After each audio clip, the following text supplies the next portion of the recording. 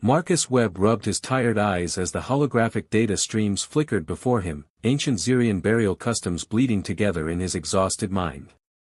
The cultural anthropology research that had brought him to Nexus Station was fascinating, but after 14 hours straight in the archives, even the most intriguing alien funeral rites felt like watching paint dry on a starship hull.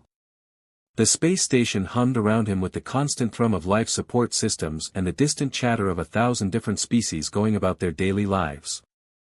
Through the observation deck's massive viewport, twin suns painted the nebula beyond in shades of amber and rose, their light catching on the crystalline formations that drifted like cosmic jewelry through the void. Marcus stretched, his spine popping audibly in the quiet research bay. At 32, he was one of the youngest cultural anthropologists to receive a grant for independent study, but days like this made him feel ancient. His colleagues back on Earth had warned him that working alone among the stars could be isolating, but he'd never imagined it would be this mentally draining. The soft chime of his wrist communicator interrupted his brooding. A message from his research supervisor floated in the air before him: "Take a break, Webb. The dead civilizations will still be dead tomorrow. Go get some real food and social interaction." That's an order. Marcus couldn't help but smile. Professor Hendricks always seemed to know when his students were pushing themselves too hard. Perhaps a change of scenery would help clear his head and give him fresh perspective on the morning's work. He saved his progress and made his way through the station's winding corridors, past shops selling everything from Andromedan silk to Rigelian spice blends. The cultural district was always bustling, a testament to the galaxy's incredible diversity. Here, tentacled merchants haggled with crystalline beings while gaseous entities communicated through color patterns that painted the air in shifting rainbows. The Stardust Cantina occupied a prime spot overlooking the station's central plaza, its warm light spilling out into the corridor like an invitation. Marcus had eaten there a few times since arriving on Nexus Station, appreciating both the excellent food and the relaxed atmosphere that welcomed beings from across the galaxy. Tonight, the cantina pulsed with gentle music that seemed to change key based on the emotional resonance of its listeners, a melodian innovation that never failed to fascinate him. The air was filled with the mingled aromas of a dozen worlds, the honey-sweet scent of Talarian wine, the earthy richness of Corvani root vegetables, and something floral that reminded him of jasmine but with an otherworldly twist. Marcus found a spot at the curved bar, ordering a glass of earth wine and letting his gaze wander over the diverse crowd. A group of young Andromedans were celebrating something at a corner table, their musical laughter harmonizing with the ambient sounds.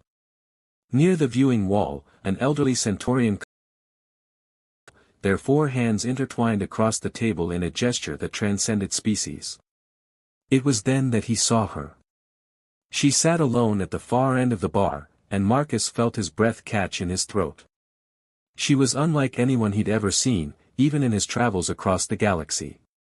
Her skin had the luminous quality of pearl, seeming to glow softly from within with an inner light that shifted from silver to pale gold as she moved. Her hair flowed like liquid starlight, long and straight and so blonde it was almost white, catching the cantina's ambient illumination and throwing it back in gentle sparkles. But it was her eyes that truly captivated him. Large and expressive, they were the deep blue violet of a nebula's heart, and when she glanced up from her drink, Marcus felt as though she was looking directly into his soul.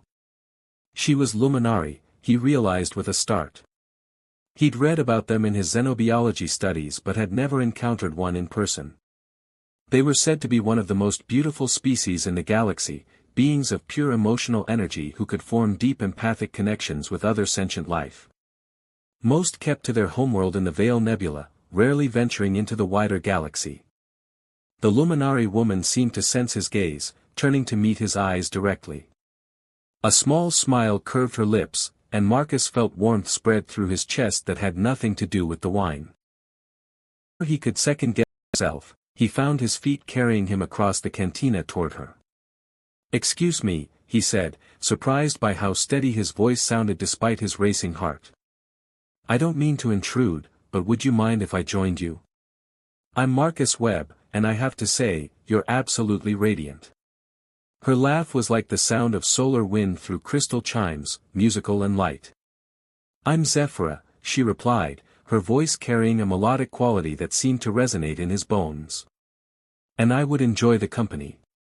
You have kind eyes, Marcus Webb of Earth." He blinked in surprise.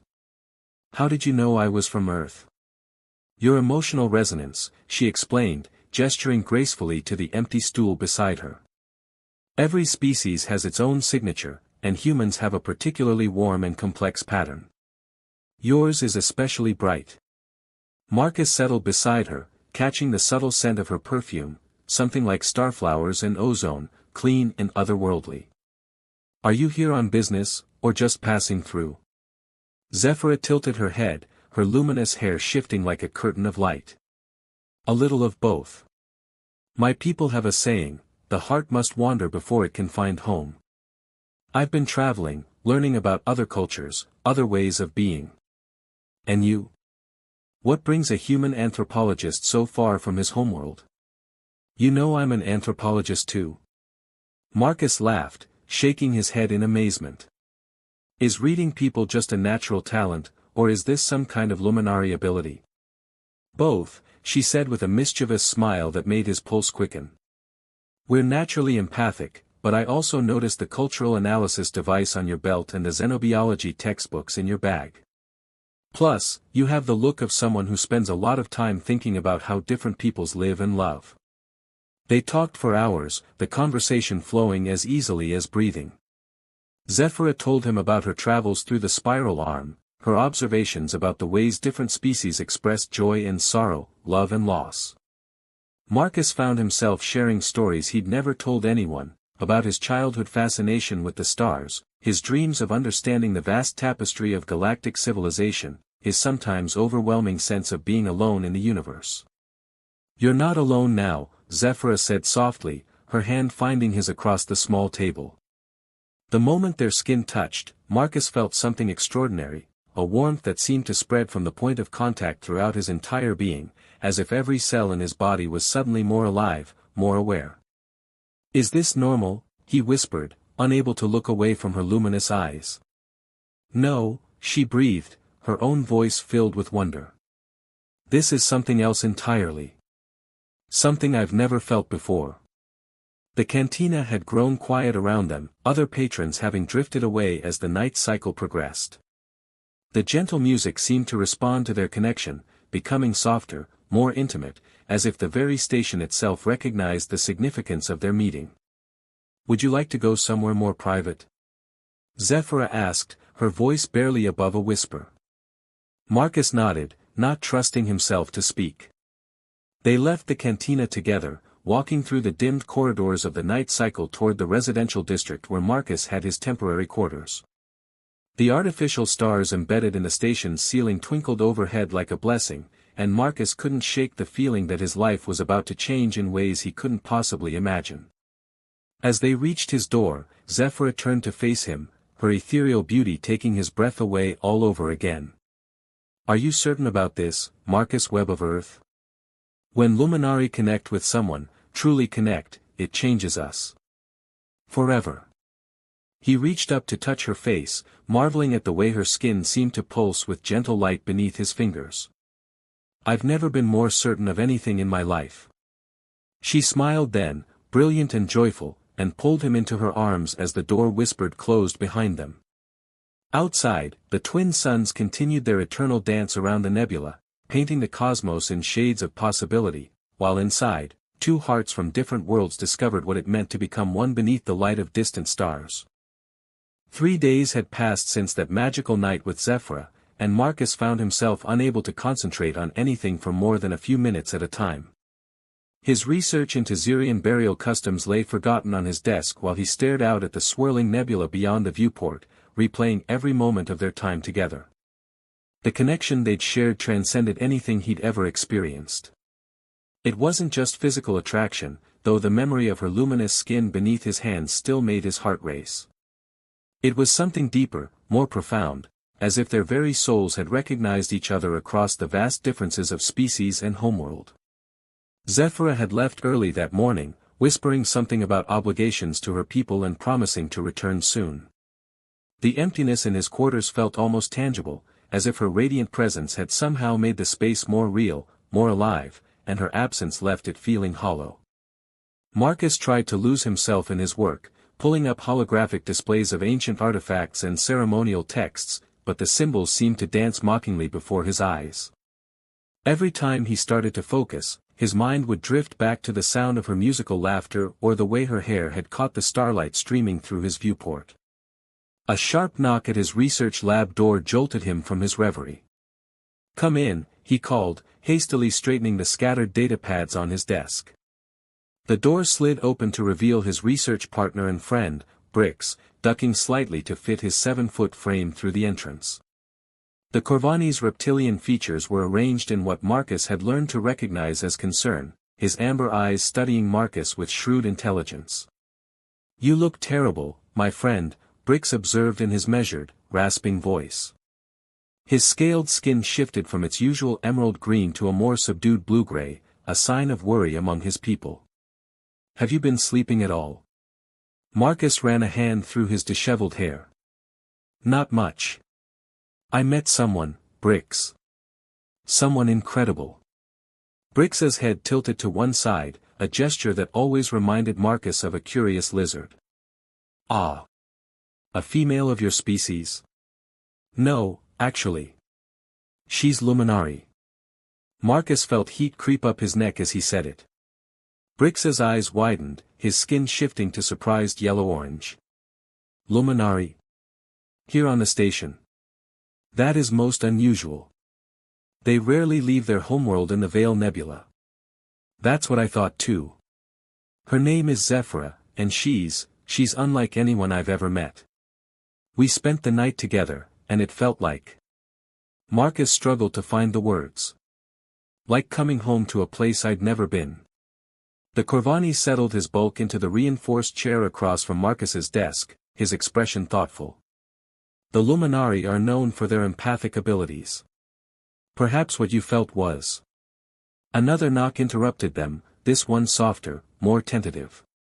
Marcus and Brix exchanged glances before Marcus called out, "Enter." The door whispered open, and Marcus's heart stopped. Zephyra stood framed in the doorway, her pearl-like skin glowing with that inner radiance he remembered so vividly. But something was different. Her usual serene expression seemed tinged with nervousness, and cradled carefully in her arms was something that made Marcus's jaw drop. It was a pod of some kind, roughly the size of a watermelon but perfectly spherical. Its surface was translucent crystal that pulsed with soft, warm light in shades of gold and silver. Intricate patterns swirled within the crystal like captured aurora, beautiful and mesmerizing. "Hello, Marcus," Zephyra said, her melodic voice carrying a note of uncertainty he'd never heard before. "I hope I'm not interrupting anything important." Marcus shot to his feet, nearly knocking over his chair in his haste. "Zephyra. No, not at all. I was just..." "Brix, this is Zephyra." "Zephyra, my friend and research partner, Brix." The Corvani rose with fluid grace, inclining his head respectfully. "An honor to meet you, Lady Zephyra. Your reputation for wisdom and beauty precedes your people throughout the galaxy." Zephyra smiled warmly at the formal greeting. "The honor is mine, Brix of the Corvani. Your people's contributions to xenobiology are legendary." Marcus stepped closer, his eyes drawn irresistibly to the glowing pod in her arms. "Zephyra, what is that?" "It's beautiful, but I've never seen anything like it." Her luminous eyes met his, and he saw a mixture of joy, nervousness, and something else, hope, perhaps. "Marcus, there's something about my people that I didn't have a chance to explain the other night. Something important." She moved further into the room, Brix thoughtfully stepping back to give them space while remaining close enough to offer support if needed. Marcus could feel his heart beginning to race, though he couldn't say why. "You see," Zephyra continued, her voice taking on the cadence of someone sharing something deeply personal, "the Luminari don't reproduce the way most species do. We don't simply create children through physical union. For us, new life comes from something much rarer and more precious." She held the pod closer to her chest, and Marcus could see tears of liquid starlight beginning to form in her eyes. We create life through emotional bonding, through the joining of souls that happens when two beings connect on the deepest possible level. It requires perfect harmony between hearts, a love so pure and complete that it literally brings new existence into being. Marcus felt the blood drain from his face as understanding began to dawn. Are you saying that the night we shared wasn't just physical intimacy, Marcus? It was a true joining of souls, something my people call the heart song. And this, she lifted the pod slightly, her expression radiant with maternal love, is our child. Our heart seed, born from the love we created together. The silence that followed was broken only by the soft humming of the station's life support systems. Mind reeling. A child. Their child.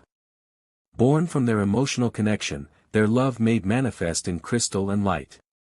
A child, he whispered, the words feeling foreign on his tongue. We have a child. She's beautiful, isn't she? Zephyra said softly, moving closer so Marcus could see the swirling patterns within the crystal more clearly. The patterns show her developing consciousness, her growing awareness. In time, perhaps a few weeks, she'll be ready to emerge. Brix cleared his throat gently. If I may ask, Lady Zephyra, what does this mean for the child's care? Among most species, both parents share in raising their offspring. Zephyra's expression grew troubled, and she looked away from Marcus for the first time since entering the room. That's the other thing I came to discuss. I've been called back to Luminos, our homeworld. There's a crisis brewing in the Stellar Council, and as one of our cultural ambassadors, my presence is required. The journey will take months, possibly longer. Marcus felt his heart sink. You're leaving. I have to, she said, her voice thick with emotion. My people need me. But Marcus, the heart seed requires constant care and attention. One parent must always be with her, maintaining the emotional bond that sustains her development. I was hoping. She trailed off, looking at him with those deep violet eyes full of hope and fear. You want me to take care of her, Marcus said, the reality of the situation finally hitting him fully. You want me to be her father. You already are her father, Zephyra said gently. The question is whether you're willing to accept that responsibility. I know it's sudden, I know it's not what you planned, but Marcus, I've never felt a connection like what we shared. This child, our daughter, she's proof of something extraordinary between us. Marcus approached slowly, reaching out tentatively toward the pod. May I? Zephyra nodded, carefully transferring the crystal sphere into his hands. The moment his skin made contact with its surface, Marcus gasped. Warmth flowed through him, not just physical heat but something deeper, love, trust, the faint but growing awareness of the tiny life developing within. He could feel her, somehow, a presence that was both utterly alien and completely familiar. She knows you, Zephyra whispered, wonder in her voice. Look at how the patterns have changed. Marcus looked down and saw that she was right. The swirling auroras within the crystal had shifted, becoming brighter, more active, as if responding to his touch. He felt tears prick his eyes as the full magnitude of the moment hit him. I don't know the first thing about raising a child, he admitted, his voice rough with emotion. Especially not a Luminari child. You'll learn, Zephyra said, placing her hand over his on the pod's surface. Love is the greatest teacher, and I can feel how much you already love her. Besides, I'll return as soon as I can. This isn't goodbye forever, Marcus. It's just, complicated. Brix stepped forward, his skin now a warm golden color that Marcus knew indicated protective instincts. You won't be alone in this, my friend. I may not know much about Luminari children, but I know about loyalty and friendship. We'll figure it out together. Marcus looked from Brix to Zephyra, then down at the glowing pod in his hands, his daughter, created from a love so powerful it had literally brought new life into existence. The responsibility was terrifying, overwhelming, but as he felt that tiny consciousness reach out to him through their empathic bond, he knew there was only one answer he could give. "When do you leave?" he asked Zephyra. "Tomorrow at dawn," she replied, relief evident in her voice. "The transport ship can't delay its departure." Marcus nodded, cradling the pod closer to his chest. "Then we'd better make sure I know everything I need to know about taking care of our daughter." Zephyra's smile could have outshone the station's artificial suns, and she threw her arms around both Marcus and the pod, careful not to disturb the precious cargo between them. "Thank you," she whispered against his ear. "Thank you for being brave enough to love us both." As they held each other in the soft light of the research lab, the pod pulsing gently with the heartbeat of new life, Marcus realized that his quiet life as a cultural anthropologist was about to become the greatest adventure he'd ever known. The first week without Zephyra was the hardest of Marcus's life. Her transport had departed just as the station's artificial dawn cycle began, and Marcus had stood at the observation deck watching the sleek vessel disappear into the swirling colors of the nebula, the heartseed cradled protectively in his arms. Now, 10 days later, he was beginning to understand why luminary children were so rare and precious. The crystal pod required constant attention, not just physical care but emotional nurturing. If he left her alone for more than a few hours, the inner light would begin to dim, and he could feel her distress through their growing bond like a physical ache in his chest. Marcus had moved his entire research setup to his quarters, creating a makeshift nursery around the pod's resting place on his desk. Soft holographic lights rotated slowly overhead, mimicking the gentle aurora patterns that danced within the crystal. He'd read every xenobiology text he could find about luminary reproduction, but the academic papers felt sterile compared to the reality of caring for his daughter.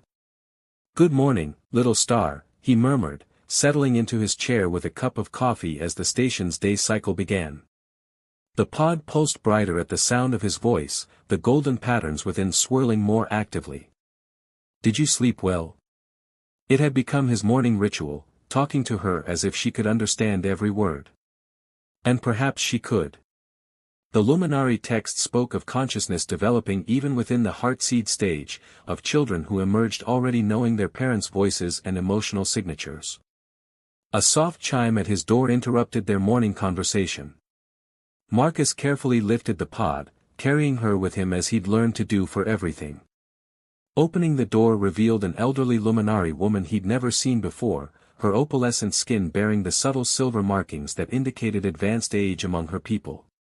Her hair was pure white, flowing like liquid moonlight, and her eyes held the deep wisdom of centuries. "You must be Marcus Webb," she said, her voice carrying the musical quality all luminari possessed but with an added note of ancient authority. "I am Celestine, a healer and teacher among my people. I've come to help you with the little one." Marcus blinked in surprise. "Zephyr sent you?" "In a manner of speaking. Word travels quickly among our kind when a heartseed is born, especially one created with a being from another species. Such unions are unprecedented." Celestine's gaze fell on the pod in Marcus's arms, and her expression softened with wonder. "May I?" Marcus hesitated only a moment before allowing the elderly luminari to place her hands on the crystal surface. The moment her skin made contact, the pod blazed with light so brilliant Marcus had to shield his eyes. When the radiance faded, Celestine was smiling with tears of joy streaming down her cheeks. "Extraordinary," she whispered. "I have never felt such a strong soul bond in one so young. She knows you completely, child. You are as much her father as any luminary male could be." Relief flooded through Marcus. "I've been so worried I was doing something wrong. The books all say different things, and I don't have anyone to ask. That is why I am here." Celestine stepped into his quarters, her presence somehow making the space feel more peaceful. Caring for a heartseed is not something that can be learned from texts alone. It requires understanding of the heart, of the bonds that connect all living things. Over the following days, Celestine became Marcus's guide into the mysteries of luminary child-rearing. She taught him how to read the subtle changes in the pod's light patterns, how different colors and intensities reflected the child's emotional and physical development. See how the gold swirls faster when you speak. Celestine pointed out during one of their lessons. She recognizes your voice as safety, as love. And watch what happens when you sing. Marcus felt self-conscious, but he hummed a lullaby his own mother had sung to him years ago. The effect was immediate and breathtaking. The entire pod began to glow with warm amber light, the patterns within dancing in rhythm with his melody. She loves music, Celestine observed with delight. That comes from both her parents. Zephyra was always drawn to the harmonies of the spheres, and you carry the musical traditions of Earth within your heart. As the days passed, Marcus found himself talking to his daughter constantly. He told her about Earth, about the blue oceans and green forests of his homeworld. He shared stories of his childhood, his dreams, his fears about being a good father. The pod responded to every emotion, every word, growing brighter and more active with each passing day. "You know, little star," he said one evening as he worked on his research with the pod beside him, "I never imagined this is how I'd become a father. I always thought it would be more traditional. Meet someone, fall in love over time, get married, then have children. But you've shown me that love doesn't always follow the expected path." The pod pulsed gently, and Marcus could swear he felt something like contentment flowing through their bond. Brix visited daily, bringing meals and companionship. The Corvani had initially been uncertain around the heartseed, but as the days passed, Marcus noticed his friend's protective instincts extending to include the unborn child. "She's growing stronger," Brix observed during one visit, his scaled skin shifting to the warm gold that indicated affection. "The light patterns are more complex than when Zephyra first brought her. Celestine says that's normal. The more she develops, the more her consciousness expands." Marcus gently stroked the pod's surface, marveling as always at the immediate response from within. "Sometimes I can almost feel her thoughts, her curiosity about the world outside." "And what about Zephyra? Any word from her journey?" Marcus's expression grew distant. "A few messages. The situation on Luminos is more complicated than expected. Something about ancient treaties and territorial disputes with a neighboring system. She might be gone longer than originally planned." "That troubles you." "I miss her," Marcus admitted. "Not just because of." He gestured to the pod. "I mean, yes, I want her to meet our daughter when she emerges. But it's more than that. What we shared that night, Brix, it changed me. I didn't just fall in love with her body or her beauty. I fell in love with her soul, her way of seeing the universe.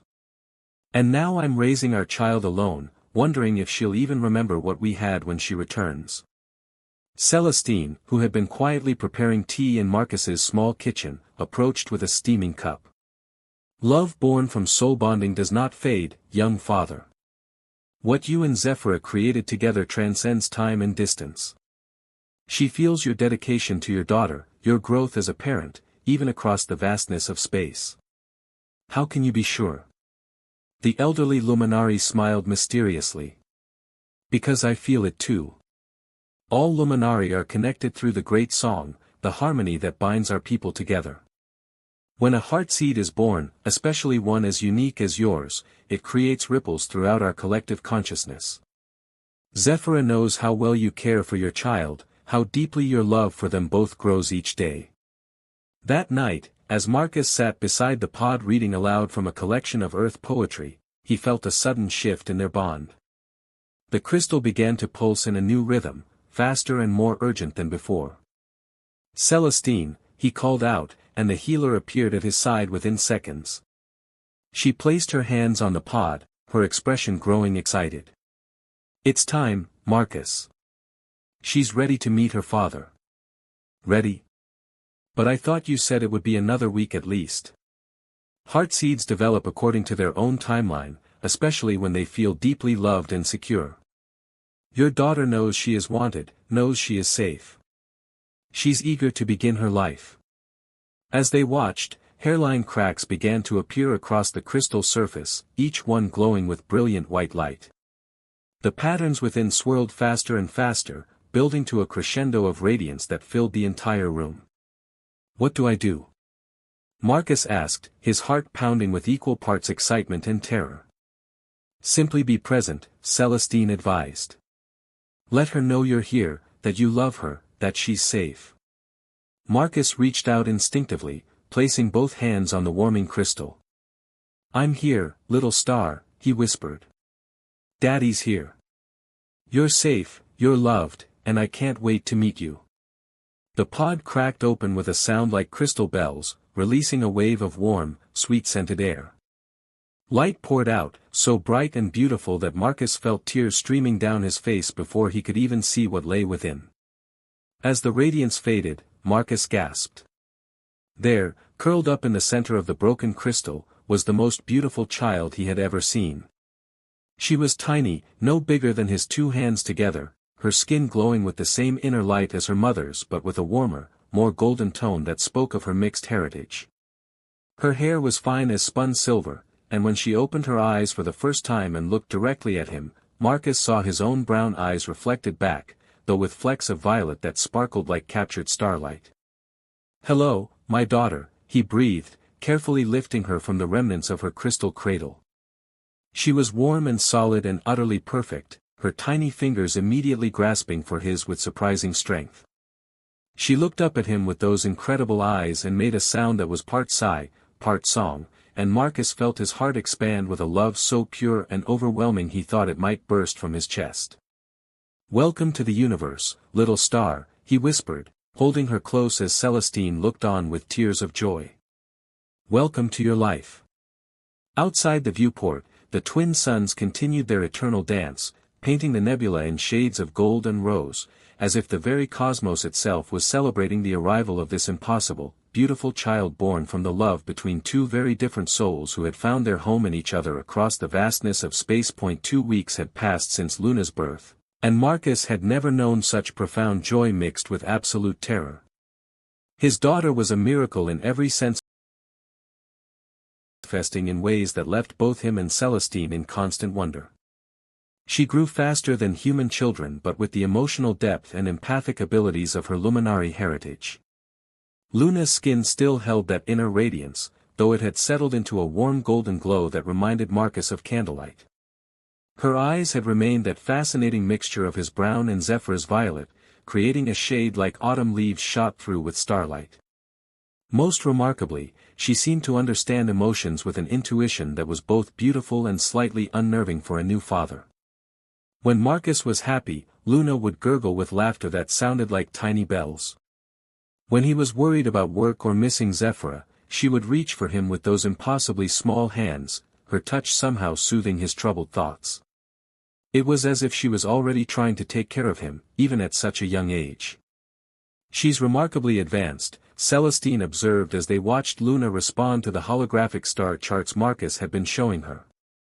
The baby's eyes tracked the moving lights with obvious intelligence, her tiny fingers reaching toward the projected nebulae as if she could grasp the distant suns. Most heartseed children don't show such awareness until they're several months old. Marcus adjusted Luna in his arms, marveling as always at how perfectly she fit against his chest. "Is that because of her human heritage, or because of the bond Zephyr and I shared?" "Both, I suspect. The strength of the original soul bond affects everything about a heartseed's development, and yours was." Celestine paused, searching for the right words. "It was like nothing I've ever encountered in 3 centuries of life. Add to that the unique combination of human adaptability and luminary empathic abilities, and you have a truly exceptional child." A chime at the door interrupted their conversation. Marcus frowned, checking the time. It was late in the station's night cycle, and he wasn't expecting any visitors. Briggs had left hours ago after sharing dinner with them, and most of the station's residents would be in sleep cycle. "Computer, identify visitor," Marcus called out. "Luminary male, designation unknown," came the neutral response. Marcus and Celestine exchanged glances. It was unusual for a luminary to travel this far from their homeworld, especially unannounced. Marcus secured Luna in her specially designed crib, the small bed surrounded by soft holographic lights that mimicked the aurora patterns she found soothing. The door slid open to reveal a male luminary unlike any Marcus had ever seen described in the xenobiology texts. Where Zephyra and Celestine had an ethereal, almost fragile beauty, this male radiated power and authority. He was tall and broad-shouldered, his pearl-like skin marked with intricate silver patterns that seemed to shift and move in the light. His hair was dark silver, pulled back in a severe style that emphasized the sharp angles of his face, and his violet eyes held an intensity that made Marcus instinctively protective. "I am Valdris," the male announced, his melodic voice carrying undertones of barely controlled emotion. "I seek the human who claims to father a child with Zephyra of the stellar winds." Celestine stepped forward, her elderly frame somehow becoming more imposing. "You will show respect in this place, Valdris. This human has done nothing to deserve your contempt." Valdris's gaze swept over Marcus dismissively before settling on Celestine. "Elder Celestine. I should have expected to find you here, legitimizing this aberration." Heat flashed through Marcus at the insult, but before he could respond, Luna began to cry. It wasn't her usual soft distress call, but a wailing that seemed to carry actual emotional weight, filling the room with a sense of fear and upset that made everyone present wince. Marcus moved immediately to comfort his daughter, lifting her from the crib and holding her close to his chest. "It's okay, little star," he murmured, his voice gentle despite the anger burning in his chest. "Daddy's here." The effect was immediate. Luna's cries subsided to soft whimpers, then silence, though her tiny body remained tense in his arms. Her empathic abilities were already strong enough to sense the hostility in the room, and she was responding to protect herself and her father. Valdris watched this exchange with something like surprise flickering across his features. "The child recognizes you as parent," he admitted grudgingly. "That is unexpected." "What do you want, Valdris?"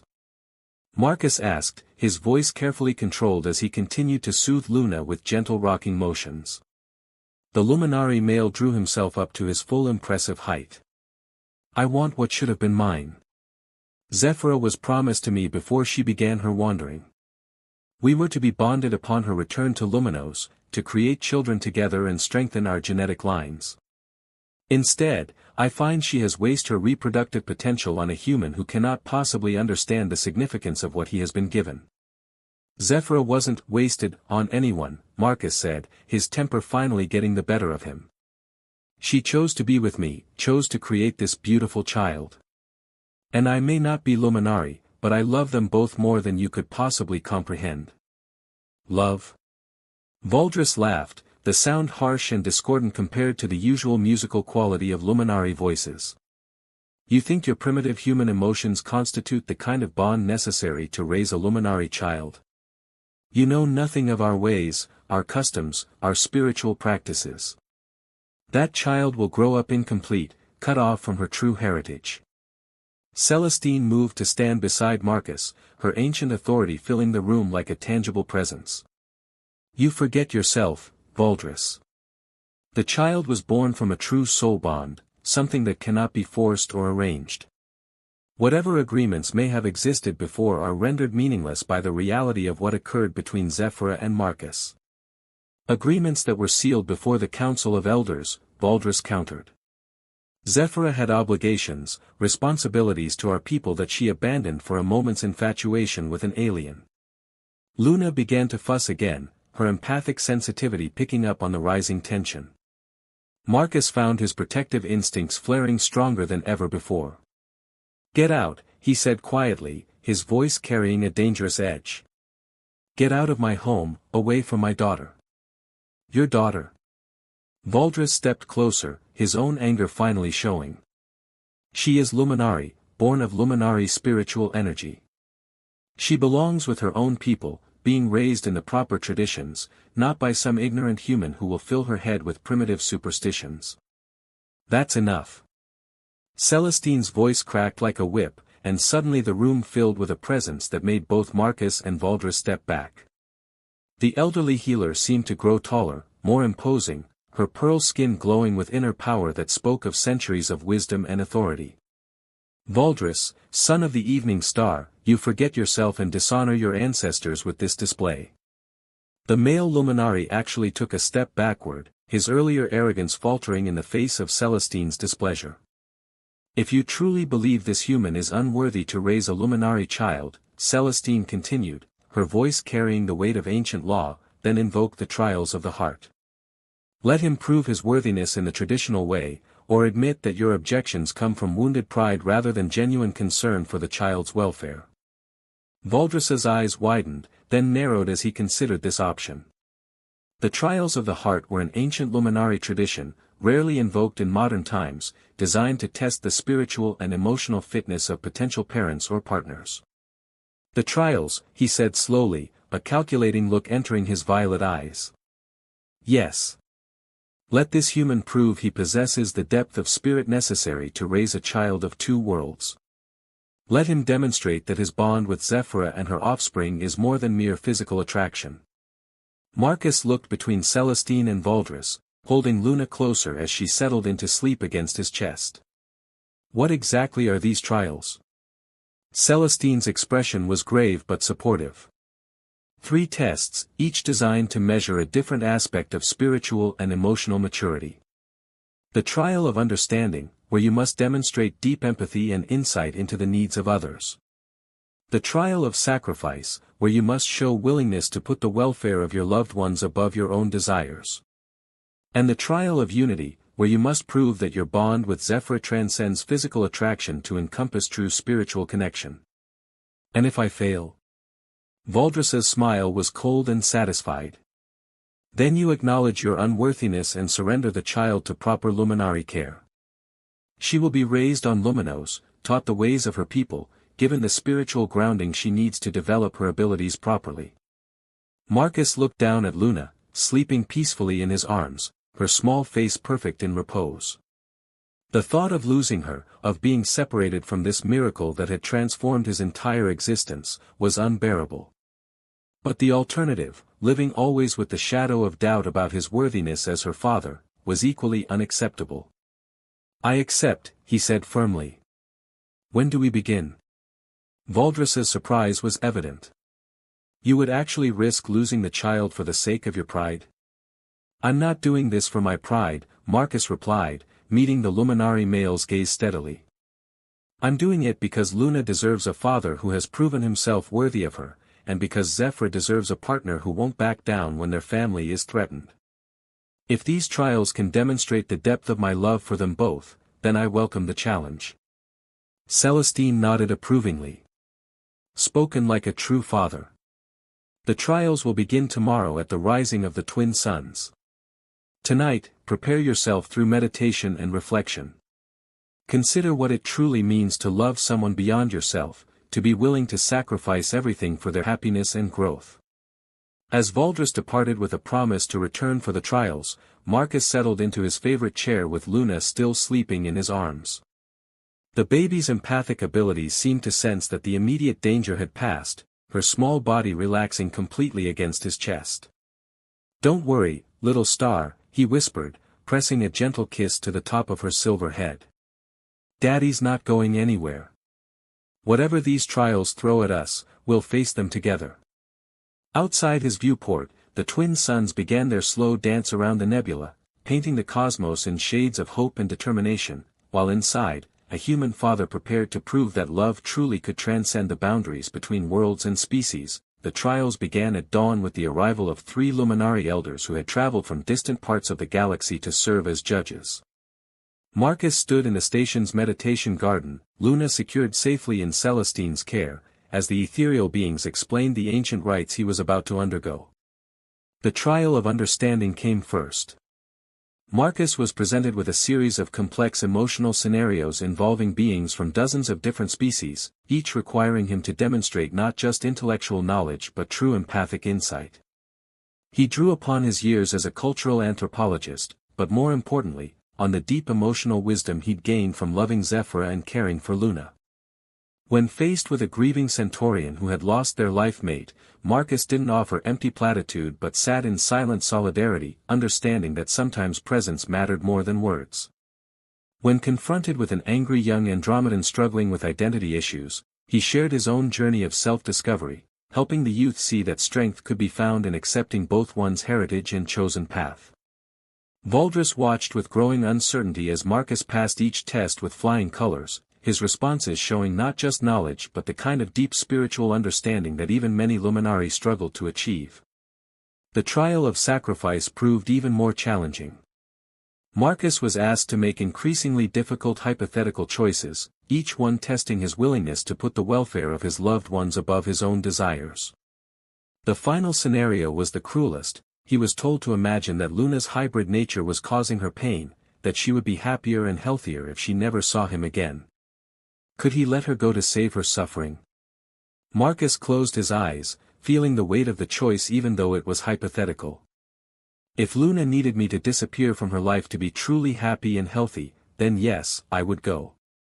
Being a parent means wanting what's best for your child, even when it breaks your heart. But I would also fight to find another way first, because I believe love can overcome obstacles that seem impossible. The elders exchanged glances, clearly impressed by the nuanced answer that showed both willingness to sacrifice and determination to find solutions. The final trial, the trial of unity, required Marcus to demonstrate the depth of his spiritual connection with Zephyra despite her physical absence. As he was guided into a deep meditative state, the elders used their combined psychic abilities to test whether his bond with her was merely physical attraction or something deeper. In his mind, Marcus found himself standing in a recreation of the Stardust Cantina where he'd first met Zephyra. But this version was empty except for her luminous figure sitting at the far end of the bar, just as she had that first night. "Hello, Marcus," she said, turning to face him with that same radiant smile that had stopped his heart. "Zephyra." He moved toward her, but with each step she seemed to become more translucent, more ethereal. "Are you really here?" "I'm here in every way that matters," she replied, standing to meet him. "The question is, can you love me for who I truly am, not just the beautiful image you carry in your memory?" Suddenly her appearance began to shift. The pearl-like perfection of her skin became marked with scars. Her luminous hair grew dull and tangled. Her graceful movements became awkward, uncertain. She was still recognizably Zephyra, but stripped of all the supernatural beauty that had first attracted him. "Can you love this version of me?" she asked, her voice uncertain.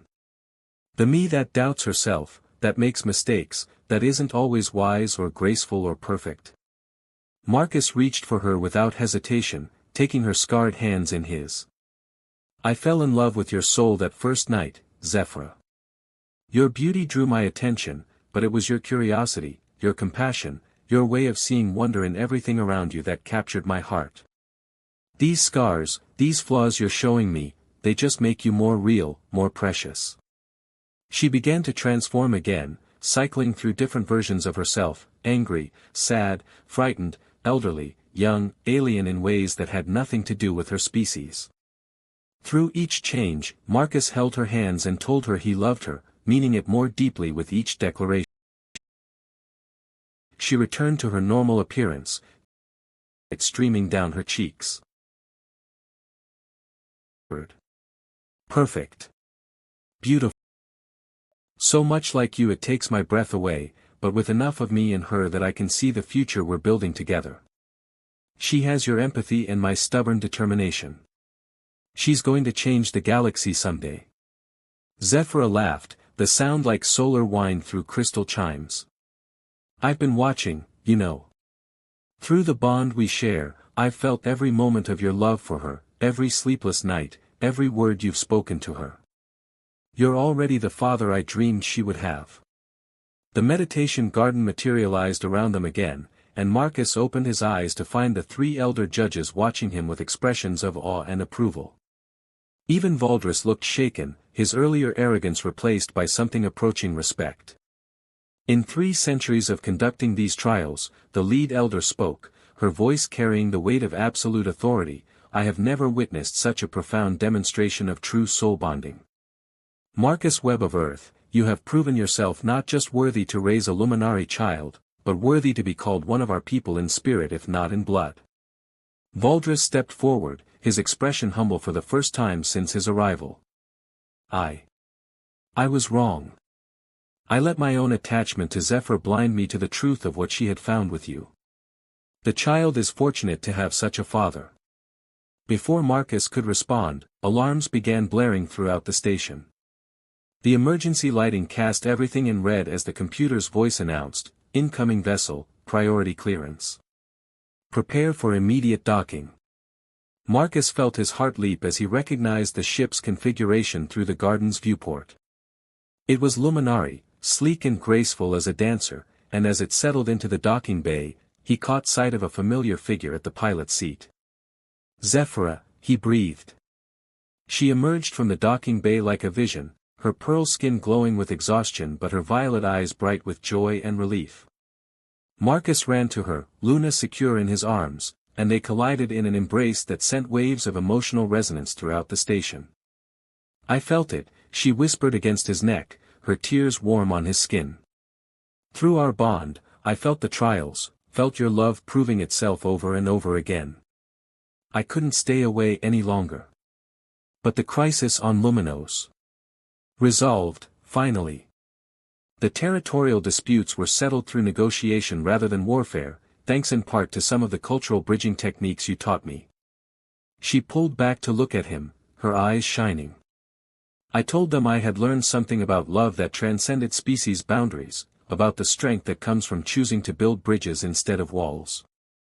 Luna, who had been unusually quiet during the emotional reunion, suddenly began to glow. Her hybrid nature manifested in a way none of them had seen before. She literally radiated light, her empathic abilities translating her joy at having both parents together into visible radiance. "Hello, my beautiful daughter," Zephyra whispered, taking Luna from Marcus's arms. The baby's glow intensified, and she made those musical sounds that were part laugh, part song. "I've missed you so much." The family reunion was interrupted by Celestine's approach, the elderly healer beaming with joy. "It seems the trials have brought about more than just proof of worthiness," she observed. "They've brought about a true beginning." Over the following days, as the judges and Valdris prepared to depart, Marcus and Zephyr began planning their future together. She had been offered a permanent position as a cultural liaison on Nexus Station, allowing her to continue her diplomatic work while staying close to their growing family. "Are you sure about this?" Marcus asked one evening as they watched Luna sleep in her crib, the baby's soft radiance painting gentle patterns on the walls. "Giving up your life on Luminos, your position there?" Zephyra leaned against his shoulder, her warmth a constant comfort. "I'm not giving up anything, my love. I'm choosing something better. Besides, Luna is going to need teachers who understand both human and Luminari ways. Who better than her parents?" They were married 3 months later in a ceremony that blended traditions from both their worlds. Luna, now walking and beginning to speak in a mixture of English and Luminari melodic tones, served as their unofficial ring-bearer, her delighted laughter adding music to their vows. As they exchanged promises beneath the light of the twin suns, surrounded by friends from dozens of different species, Marcus reflected on how drastically his quiet life as a researcher had changed. He'd come to Nexus Station seeking to understand ancient civilizations, and instead had helped create the beginning of a new one, a family that proved love truly could transcend any boundary the universe might set. Years later, when Luna was old enough to understand, she would ask about the story of how her parents met. Marcus and Zephyra would take turns telling her about that magical night in the Stardust Cantina, about the trials that proved their love, about the choice to build something beautiful together despite coming from different worlds. The most important lesson, Zephyra would always conclude, holding their daughter close as they watched the stars dance outside their viewport, is that love doesn't care about species or planets or the vast distances between worlds. Love only cares about two souls recognizing their home in each other. And Luna, wise beyond her years with the combined heritage of two peoples, would nod solemnly and ask when she could visit both Earth and Luminos to learn about all the parts of herself. Because she understood, even at her young age, that she was living proof that the universe was vast enough to hold infinite varieties of love, and that some bonds were strong enough to create new possibilities among the stars. In the observation deck of their home on Nexus Station, the small family would sit together in comfortable silence, Luna glowing softly with contentment as her parents held each other close, all three of them living embodiments of the truth that love, in all its forms, was the most powerful force in any galaxy. The end.